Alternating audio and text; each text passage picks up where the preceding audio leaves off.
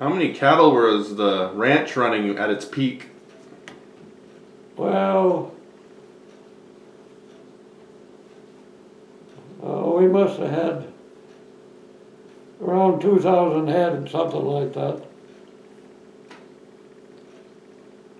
We had range in Phillips County, and then we had a range up there on that Rankin place. And then if we wound up with more cattle than what we had range for, then you'd have to go out and start looking around and finding grass someplace. So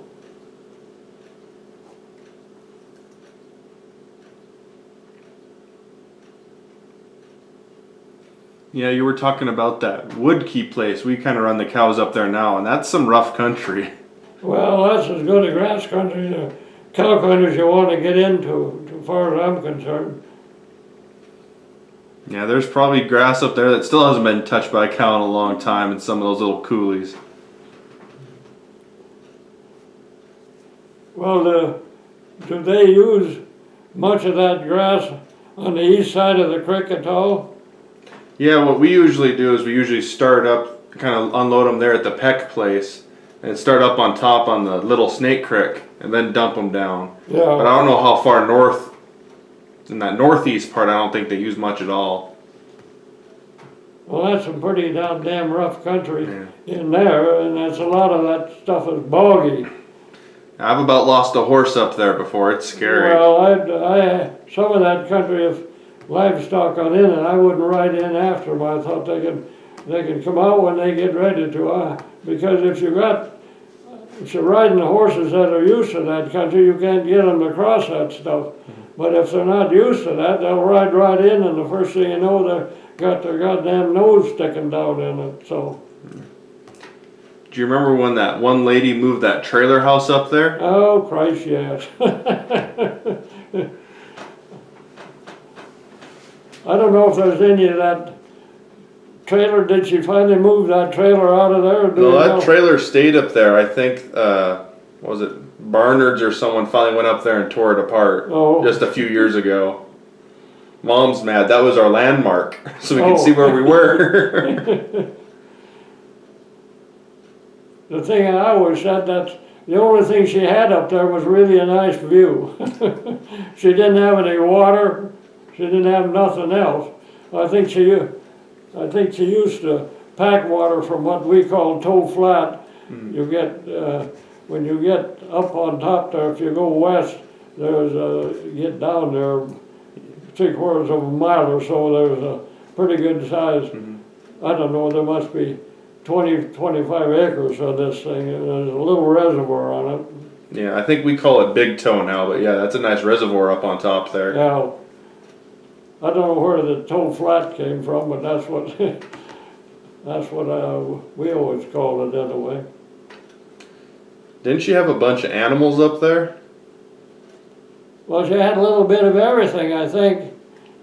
She had some, was it emus or some ostriches, and I don't know, it's hard telling.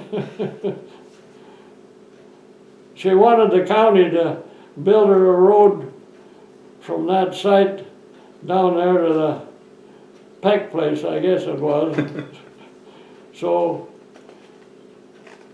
she talked to Wayne Warwick when he was the road boss, so he wanted me to take him up there to show him what the country looked like.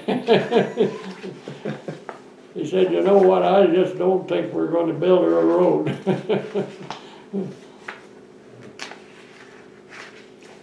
Yeah, I remember when I was little, her horses and her llamas were still running around wild.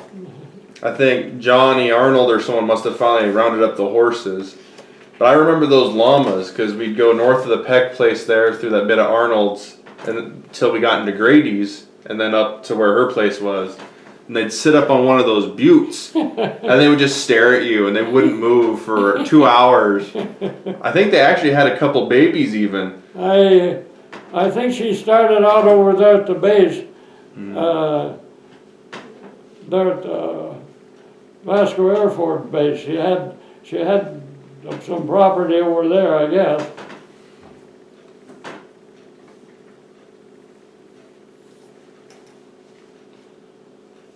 But yeah, I was surprised that we had wild llamas in Montana for a while. I think they finally died out in one of those dry years, but they were even reproducing. It was kind of interesting. I guess I must have seen them when I was still riding around the country, but. I think they always knew who was around, and if they didn't want to be seen, they weren't seen. Well, that's possible. Dad said that one time, and he tried to show me it, but he couldn't remember where it was. He found a perfect skeleton of one.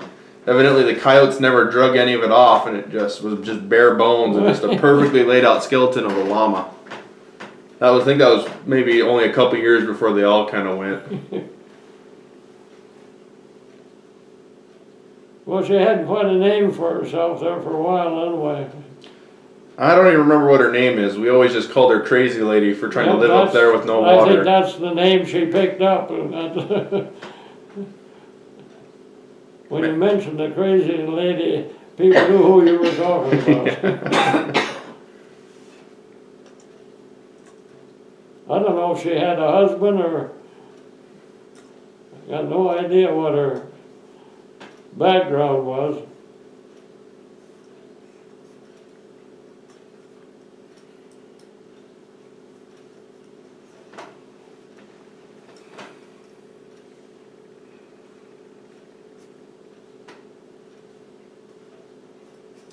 So what's the story behind the ranch getting broken up?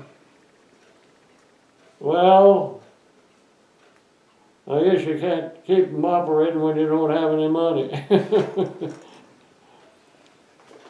You keep borrowing money, and you, first thing you know, you don't have enough money to pay the interest, so.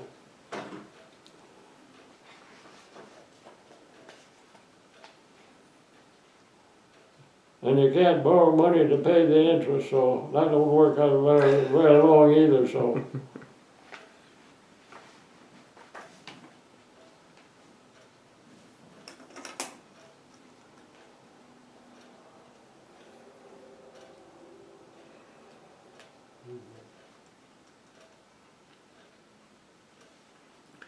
Do you remember Maurice, or is that how you pronounce it? Maurice Arnold? Is that how you said his name? Morris. Morris. I don't know if I'm saying Maurice. Oh, Christ, yes. Our kids went to school with theirs up there.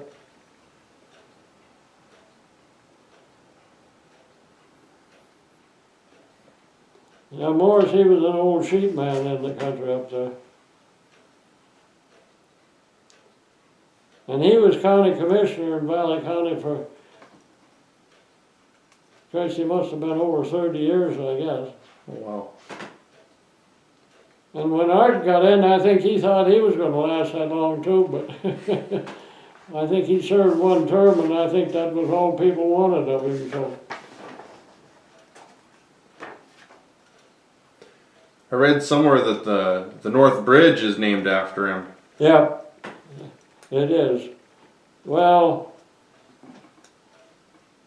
here's the one that finally talked the state into come up with enough money to build that bridge, and then they built that oil road up there a couple miles south of McCauley's, I guess, where they ended it, so.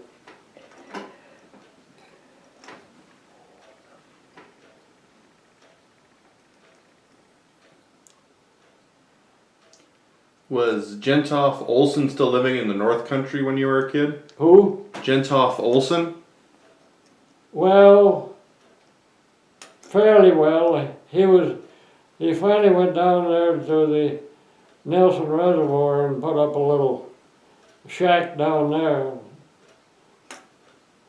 And then he used to come into Hinsdale, and he'd buy those old pickups, and then he'd put campers on them. In fact, I think he had 2 or 3. The idea of that was he was going to build a half a dozen of those in Hinsdale, and then when he got to the need satisfied, well then he was gonna go to Saco and start up again up there and get some more. And he had a good idea, but everything he did was pretty crude, so.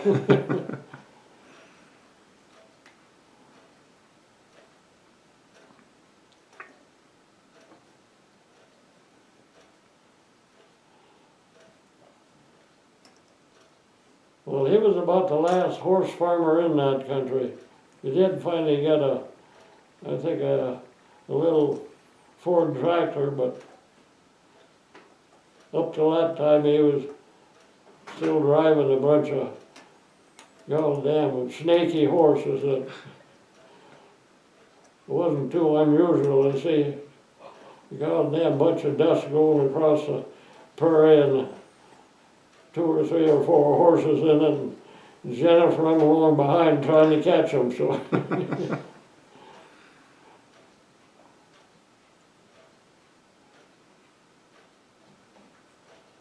Now I'm trying to remember, but I think my family, the Qualeys, and quite a few of the other families up there were from Kindred, North Dakota. Does that sound familiar? Not really.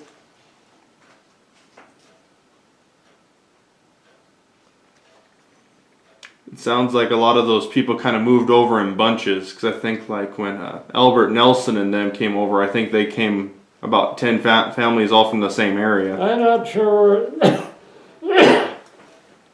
where Albert was from. I'm not sure whether Albert was a Norwegian either. He might have been.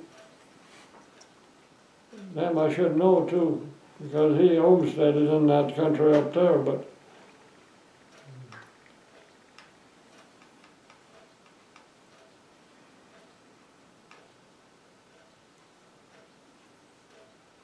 But almost all of them must have been Norwegian, huh? Who's that? Were a lot of them Norwegian?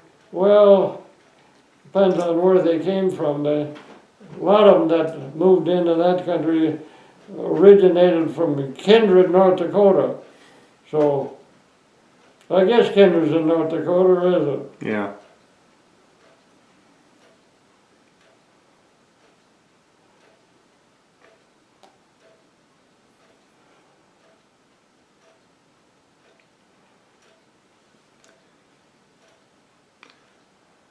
Do you remember anyone talking about the Snake Creek school fire? Oh yeah. They had just built that building. It was brand new and they were having a kind of a dedication party for it.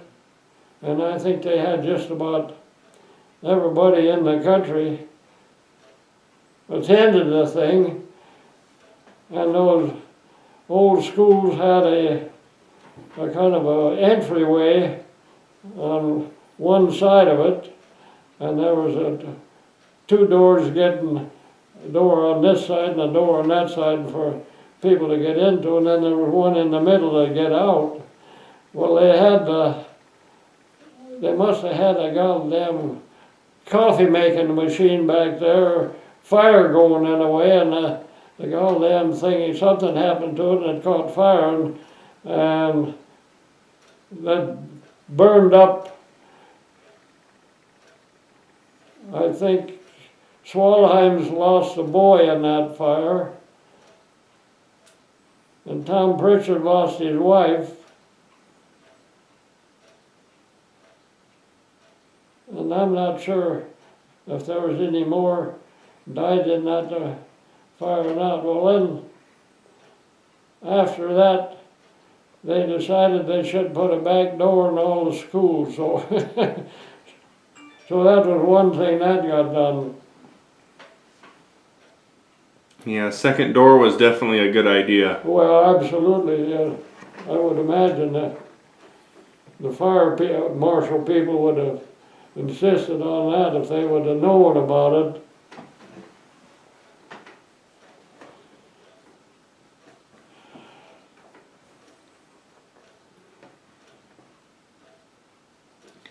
I was reading some old newspaper clippings from the Saco Independent, and they had some Genevieve news on there.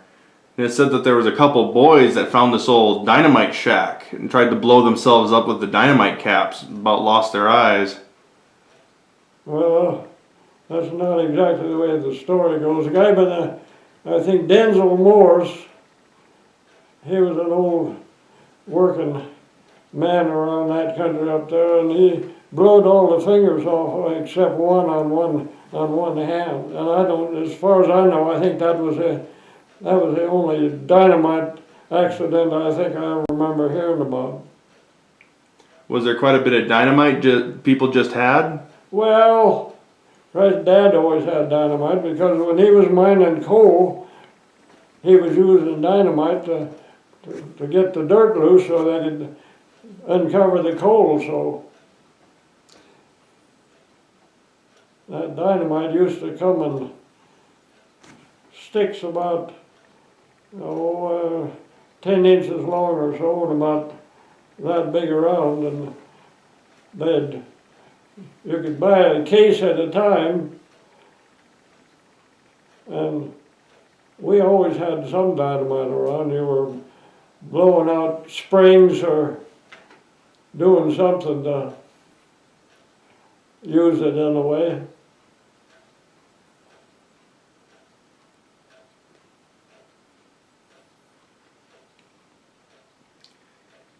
Do you remember the old fire extinguishers they had that were made of glass and they had the carbon tetrafluoride in it? Well, I don't remember them being glass. Well, there was another different, there was a salesman around the country, and he was selling those things. They were made out of glass. And you hung them up or some goddamn thing, and then when a fire started, if it touched that glass, well, it broke the glass and let this stuff out of it. I guess that's probably what you're talking about. I just remember hearing that they were so dangerous because they pulled all the oxygen out of the air. Well, I'm sure if you would have been in the room with them and one of those would have break, it wouldn't have been too long before you wind up running out of oxygen.